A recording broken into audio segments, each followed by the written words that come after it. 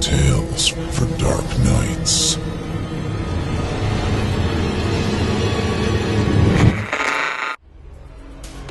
The following performance is a third-round entry in the 2016 Evil Idol voice acting competition, and you, the listener, get to help decide who wins.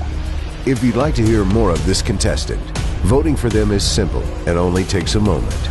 Just click the thumbs up icon. Can't stand them? Then click the thumbs down icon instead, and cast them into the digital netherrealm from whence they came. You decide their fate. Good luck to all of our contestants. The Baby's Room. Written anonymously. Performed by Midnight Marshall for Chilling Tales for Dark Nights and the Evil Idol competition. I'm not sure what to say. This all happened rather suddenly, although the last 3 weeks have been long and dragged out. Let me tell you my story. I moved into my new house 3 weeks ago. I moved here to be closer to my friend Haley, whose mother wasn't doing so well. Only part of it was because my boyfriend and I were no longer getting along. There was nothing special about the house. Just a simple 2-bedroom house that had an attic. I didn't really know the history of the house, nor did I really care upon moving in. How I wished I did. It was only myself living there, so I turned the extra bedroom into a study. The bigger bedroom seemed much better for holding my bed and dresser anyway. I spent the first week unpacking. Nothing seemed out of the ordinary about the house. No damages needing to be fixed, no leaks. It made me wonder why the price tag was so low. Surely such a well-made 2-bedroom house shouldn't have gone for only $8,000. But that is how much I paid for this house. The real estate agent only said that the last family had moved out with their 15-year-old son to be closer to family. Such a plain reason should have warranted more of a search, but I was just happy to have found such a steal. Like I said before, it only took a week to unpack my stuff. Everything was going great. I currently took college classes online, so the study was a great room to have some peace and quiet. Some strange things started to happen exactly 9 days after I moved in. When I would lay down to sleep, I would hear this moaning sound. It sounded like an animal of some sort. I passed it off as something coming from outside, and ignored it as it continued over the next couple of days. However, the day after that, things just got too weird. I woke up to the smell of baby powder. It was faint in my bedroom, but it grew stronger when I entered the hallway. This was very strange, as I didn't own any baby powder. Not even any lotion that could have smelled similar, either. I was a little creeped out, but again dismissed it. The smell went away after a few hours later anyway. I continued through my day, cramming in nearly 3 days of classwork into my schedule. While I was writing my report on the biography of Van Gogh, I started hearing a noise. Like the song you hear coming from an ice cream truck. But it was different. Soon after, to my horror, I realized what it was. A baby mobile. My older sister had a baby, and the mobile in his crib sounded much the same as the sound I heard. Of course, the tunes were different, but that was definitely what it was. And the freakiest part? It was coming through the wall. But there was nothing next to this room, no bedroom, no bathroom, nothing. I left the study, moving out into the hallway. Just as I thought, the music stopped, and I shook my head. Okay, maybe I was studying too hard? That had to be it. I was imagining things. For the next week, things returned to normal. Haley came over and we played some video games, and she stayed for dinner. I pulled the baked spaghetti from the oven just as she returned from the bathroom. "What kind of music box did you buy? I like the tune it makes." She entered the kitchen, taking a seat at the table. "Music box?" I parroted. "I don't own a music box," I replied, brows drawing up in confusion. "Are you sure? I heard this cute little tune. How did it go?" She paused for a moment before humming the tune she had heard.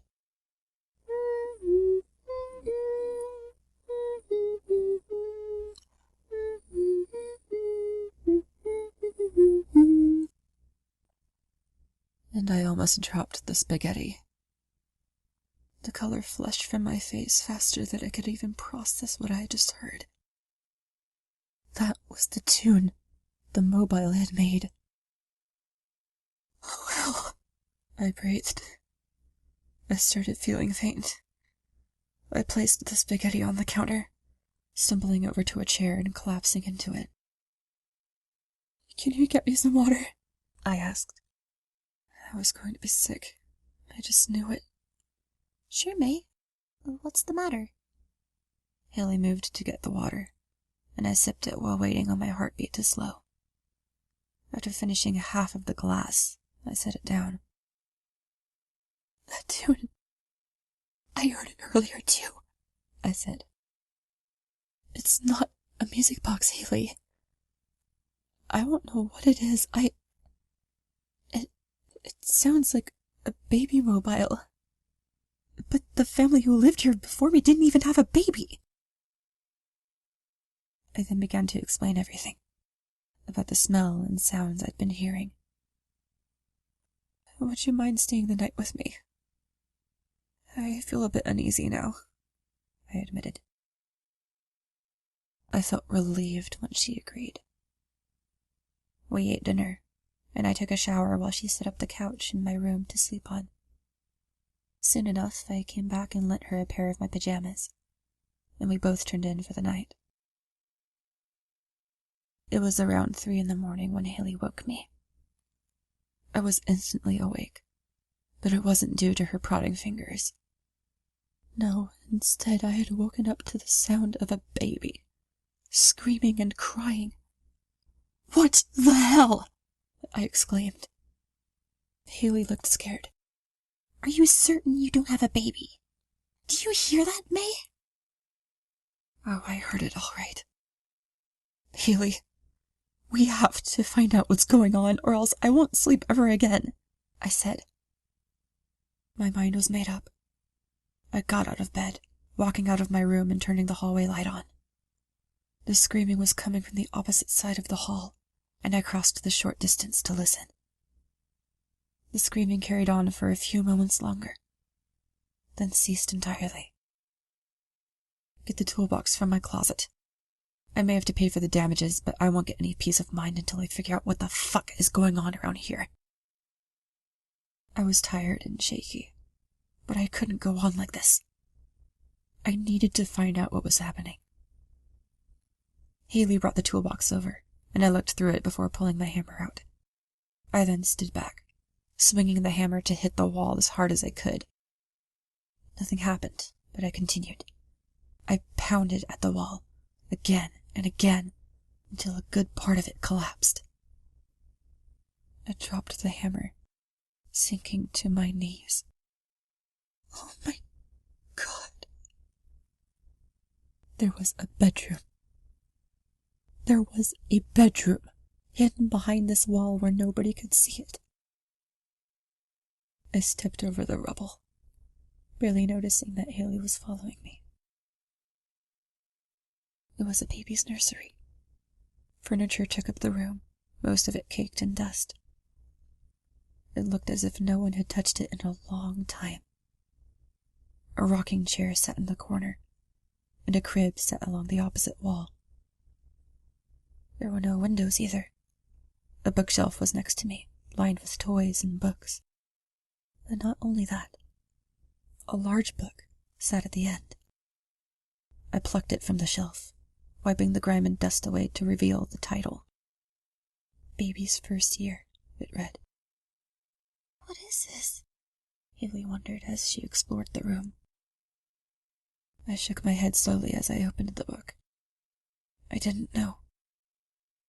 The first page had a picture taped to it. A black and white photo of a baby girl was taped to the page, and the name under was written as Olivia Bethany Cordell. The baby was cute, but she looked off, like she had a physical deformity of some sort. I couldn't say what kind. I flipped the page, finding a birth date listed. October 23rd, 1972. The following details aren't really important as I look at it now. Just ages of milestones and things like that. May? Haley was standing next to the crib, hand over her mouth, with a terrified expression masking her face as she peered into it. I dropped the book, going to stand next to her. I peered into the crib as well, and I went white with shock. Oh, God. Baby bones. They were fully decayed, but the whole skeletal structure was there.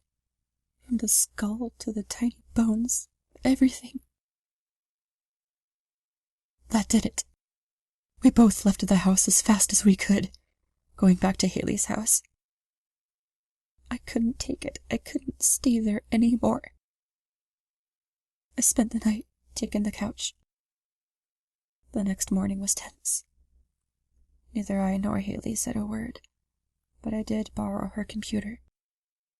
I decided to just throw caution to the wind, searching my address.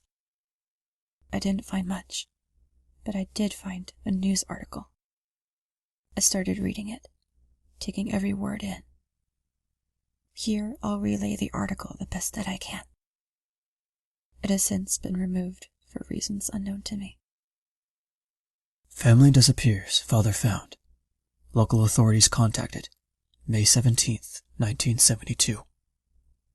The Cordell family of 1247 South Broadway Street went missing last Wednesday, after the neighbors reported screaming. When authorities arrived, the house was empty. The persons missing are David Cordell, 33, Patricia Cordell, 30, and Tate Cordell, 7. David was found and brought in for questioning 3 days ago, but the rest of the family has yet to be found.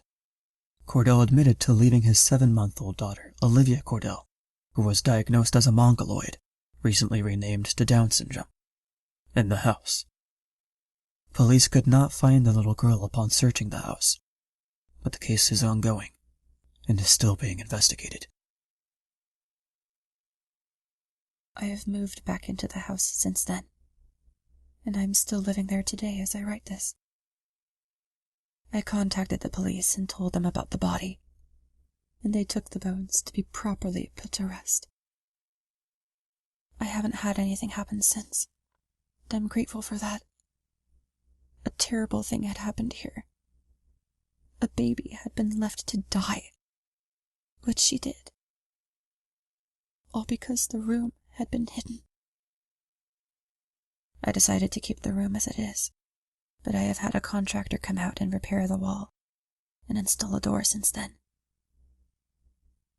Who knows? The nursery might make a great room for my baby in 7 months. Thank you for listening. If you haven't already, don't forget to cast your vote for this contestant via either a thumbs up or thumbs down vote. By doing so, you'll help us determine who will become the next permanent member of our voice acting team.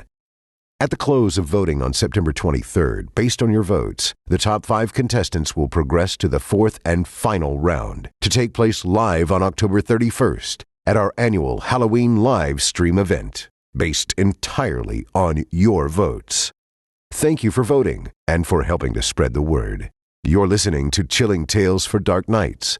I'm Steve Taylor, host of Chilling Tales, the podcast, encouraging you to turn off the lights and turn on the dark. Chilling Tales for Dark Nights.